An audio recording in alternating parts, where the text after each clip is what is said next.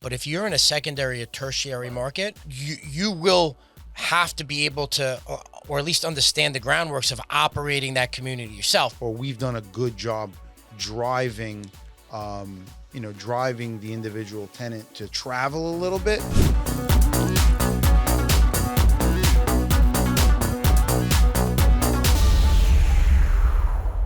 Welcome back, everybody. This is Frank Rizzo. We're here at the Mobile Home Park Exchange podcast. I'm your host, Frank Rizzo. Here's my partner, Eric Busuttil. We have a very interesting topic to cover today, and I know it's a topic that a lot of, when I speak to people looking to get into the space or talk to people about different communities, it's something that comes up all the time. You know, what's better, Eric? And I'm going to ask you this question because I know you have some real serious thoughts on this. But what's better? Is it better to be to pay more and be in a larger community? You know, and by that, I mean 100,000 people in the MSA, right? So you pay up for a park that might be in a larger area, or do you find value? Maybe you pay less, but you're in a smaller market, 100,000 or less. Two different ways of looking at it. But Eric, what do you think? What do you prefer? What do you think is better? Well, I know, Frank, you're looking for a direct response to better. I need directness. But I think is it better for who, right? And it's not just the manufactured housing space, right? Every type of investment, right? If you're buying a building in a in a 100,000 person market or a less or more tertiary market, there's different pros and cons for each, right? Most of the properties that we've purchased together were in these markets that had less population. And I think the natural transgression of someone who's scaling up a business, they end up moving into I don't want to say better markets, but markets with more people, more population, right? And we've started to do that, recently, and I think there's a lot of pros and cons for each. But the market that has the bigger city markets, definitely a lot easier to keep your tenant population up, right? I feel you'll have less vacancy in these markets than your more tertiary markets. You don't have to market to that smaller community as much, although your more competition. Your competition, right, may be greater. You're gonna have in those bigger markets, you have more competition, even on the acquisition front, right? So before you buy it, and that's gonna, it's gonna drive up the price in buying it, but it's also going to allow you to sell it a little bit easier, right? I think it was a little bit more difficult getting people to buy in or invest in these smaller community markets, and I think you may have that same problem trying to resell your property, where it may be a little bit easier to sell a community inside of a big city than outside of a big city. Well, I think the what you'd have to understand, it goes back to understanding your market, right? So if you're and we do look at secondary and tertiary markets because I happen to believe there's a tremendous amount of value that you can find out. If you're a value or cash flow investor, you could step into a secondary or tertiary market, and you could generate. And the key to that, Frank, is that when you say you can step into that, if you're going to operate it yourself, I think is a key component in that secondary market. If you're in a secondary or tertiary market, I think that's a very important point. You might not have, you could find somebody in a primary market that might be able to manage that property, maybe a third party. But if you're in a secondary or tertiary market, you will have to be able to, or at least understand the groundworks of operating that community yourself. But let's say you have that, right? You have that worked out. you can step into, you're gonna acquire at a better value. So if your focus or your criteria is cash flow, right, and a rate of return on that cash from day one, um, then you have to, or you should be looking in those secondary or tertiary markets, and don't worry about the valuation on the end. Worry about that at the end. But Frank, those upside potentials are also available in your bigger markets. They're not only available in I think there's less people willing to delve into the tertiary markets than the bigger markets, but there's still big opportunities in the bigger markets. There are. I just what's happened right now in manufacturing as a whole. If you're going to enter into a bigger city market, the land, the dirt just costs more, and sometimes the highest and best use might not be the mobile home park, right? So the supply in the bigger cities is dwindling, right? Which makes the dirt even more valuable because they're converting it into affordable housing, they're converting it into multifamily housing developments. So it's, your competition, right, isn't necessarily a mobile home park community operator. It might be a land developer. It might be somebody else who might be willing to pay a different premium for the property that has nothing to do with the underlying fundamentals of the income that's currently being generated. And for me anyway, that's then I feel like you're buying the upside. And I sometimes have a challenge with that if I don't see the value day one. So I would like to say that even the tertiary markets that we have purchased in and that we currently own right now, they're all within a decent proximity to these bigger cities, and I think a lot of our marketing that we've done is built on that fact, and we try to, or we've done a good job driving driving the individual tenant to travel a little bit Yes, to and pay a little bit less and have a better opportunity to own and at a lower price outside those big cities. So but again, where you're in that community, you're drawing people from those bigger cities. Where when we buy in these bigger cities, we don't have to draw from the outside to get people into our correct, communities. correct, and that's a big component. So when you're looking at that or you're viewing that, it is what is that marketing effort, right? And then what's my absorption rate going to be if I have vacant units that have to be filled? You're in a bigger market, and you put together a decent marketing program. It should uh, theoretically you should be able to fill that community faster, right? So if you're in a secondary or tertiary market, it may take you a little bit longer to gain traction, but you can get there, right? It's not it's and we always looked at it that there's two things that have to happen, right? There's one, the community around you has to understand that you know that community has changed, right? The community you purchased, there's a different um, there's a different code, there's a different quality, there's a different standard.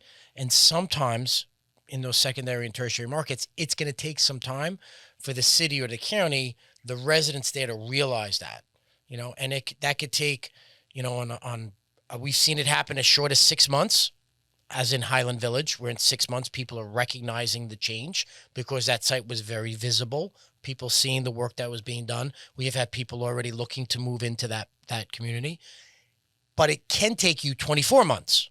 And one thing I want to say about those markets, Frank, when you're buying a community that's been there for a very long time, but there hasn't been a lot of development or hasn't been a lot of movement, and you're dealing with these, county agencies, for whatever it is, inspections, evictions, it's almost as if they're some of them are relearning the process, which prolongs the whole process overall, right? So if you're in a county that has two or three mobile home communities, um, and there hasn't been a lot of movement on these properties over the last 5 to 10 years. Not a lot of evictions, just kind of people letting things go, and then you go in there and you're trying to turn around a community, bring in new homes. There hasn't been a new home moved into a park in the last 10 years.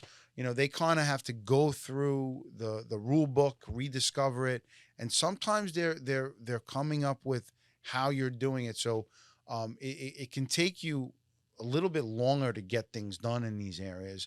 Although the overall regulation, I think, is very pro. Like, they want to see you do things and move a property forward.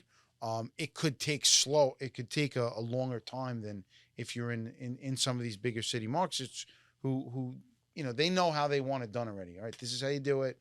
Go through it. It may take a little bit longer, for the eviction there, but overall, I think it's quicker to get things done in these bigger city areas as these smaller areas. That's actually a great point, which goes into timing out your plan from the beginning and getting that information and walking through what you want to do with the people in that county or in that city who are going to help you implement that plan, right? And doing that during the diligence phase so you don't run into that issue after you own it, and then maybe your expectation of, hey, I'm going to bring in X amount of homes in this amount of time frame, where it might take you a little while longer to ramp up, right? To get it to where it needs to be. And I want to go back, and I just want to circle back to what you were talking about in terms of marketing and bringing people in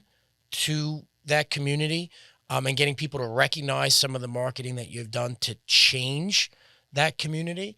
One of the things that you have to remember, and it's so important to remember if you're in a secondary and tertiary market, right?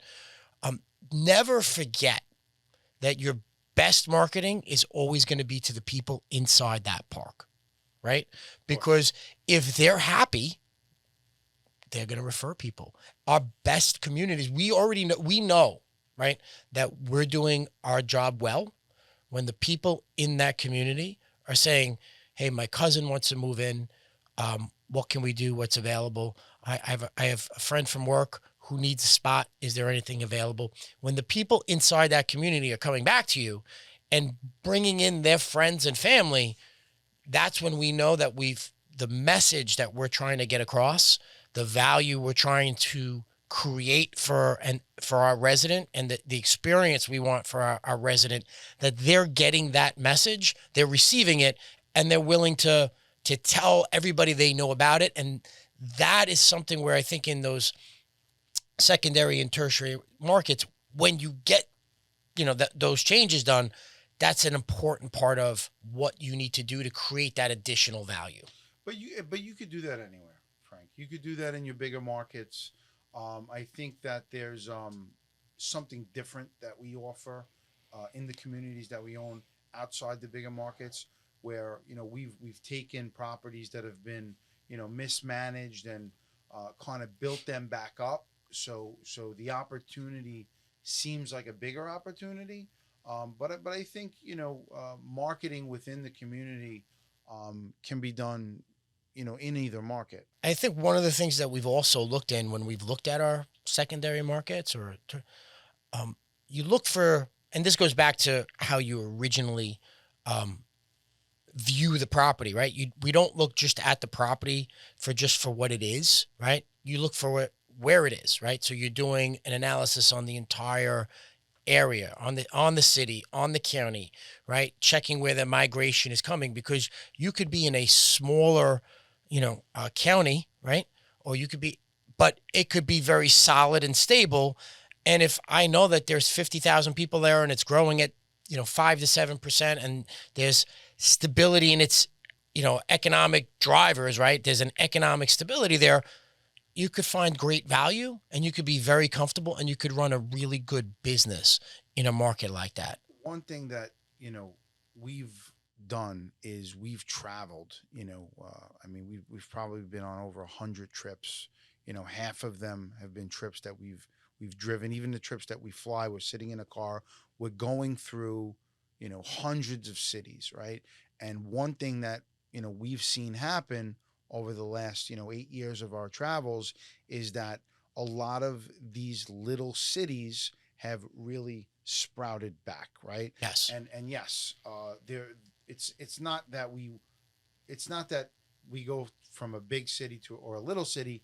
We always look for some sort of driving factor within the city that we're in, whether it's a a manufacturing plant or a college. Although we don't buy in these cities for that catalyst of reason, we always look for a strong community to purchase, and even though it's outside a big city. And and and we found in some of the counties that we've gone to, the best performing ones had that, like, that local civic, whether it's a chamber of commerce or economic development corporation, where they've been aggressive, right, in bringing in business. And you could definitely tell the difference. Someone who's actively and aggressively on the offense of bringing business back into their town to someone who, or a county that's not. And we feel that, I think we've been very fortunate in the counties that we've selected, that's being one of the drivers that we look to say, okay, we're in a smaller market, but we're comfortable with the fact that, there's an active and aggressive way to bring business in. There's businesses that have been relocated. Here's the driver for that. We might not be at 200,000 people, but we can perform very well at 50,000. And we're comfortable with those numbers. So it's getting comfortable with those numbers first, and then knowing what that's going to be, that I think helps make the investment work well. But also recognizing, this is what I'm going to be able to produce from there. So on the buy side, like we always say, there's no bad real estate. There's only bad prices. If you buy right, or your entry level is right, then the exit level will take care of itself if you've added the value that you should. Yeah, I mean, listen, buying right is a key component, regardless of whatever market you're in. You have to make sure that you're buying in line with what you're looking to add there, if it's a value add opportunity, and does that line up with what your sale price in the end will be. We always model our whole project out with a sale at the end, right? And I know some individuals, look to buy a property and keep it for a long period of time, 10, 15, 20 years. That's what a lot of people envision, but you still should model it out based on what it would be worth, in a 5 to 10 year time frame of you buying it, just so you can gauge how much money you should be spending here. You don't want to overspend, right, and not be able to get it out. And the only way to do that is by putting into your model, a sale price or a projected sale time. That's a great point. And I will put out there to anybody listening, if you have questions about a property that you're looking to invest in, or a market that you're thinking about entering, you can contact us on the Mobile Home Park Exchange. There's a link down below. This has been a great conversation, Eric. I want to thank you very much. We have these conversations all the time. And if you have a question that you'd like to see us discuss, just click the link below, send us an email. We'll be happy to to bring that to the forefront. And maybe that could be a episode for one of our future podcasts. With that, Eric Busuttil, I'm your host, Frank Rizzo, on the Mobile Home Park Exchange. Look forward to next time. Thank you, everybody.